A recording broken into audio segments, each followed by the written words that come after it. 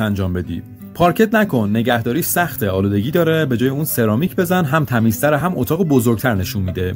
کولرگازی دیواری نه، لوله‌هاش روکار و جاگیر و زشته، به جاش داکت اسپلیت سقفی نصب کن، هم شیک هم مرتب. سقف کاذب نه، گرد و خاک میگیره و سقف کوتاه‌تر نشون میده. یک گچبری ساده و مدرن کافیه.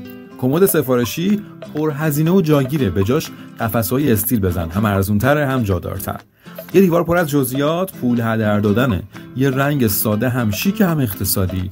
تخت با تاج 20 سانت از فضا رو میگیره، به جاش پنل دیواری با نور مخفی LED بزن، هم شیک هم مینیمال. میز پاتختی سنتی موقع تمیزکاری دردسره، به جاش کشوی دیواری معلق بزن، هم ارزون‌تره هم تمیز کردنش راحت‌تره. پرده و میل پرده‌ای باز و بسته کردنش سخته، نور رو رد میکنه. پرده رو داخل قاب پنجره نصب کن، هم مرتب‌تر هم کاربردی‌تر. پنجره نشیمن با کوسن فقط انبار خرت و پرسه، به جاش یه میز کار دو طرفه بذار، یه سمت میز آرایش، یه سمت هم برای کار. تلویزیون معمولی، پروژکتور جاگیر، به جاش لیزر تیوی فوق‌العاده بزرگ بزن و اتاقتو تبدیل به یه سینمای شخصی کن.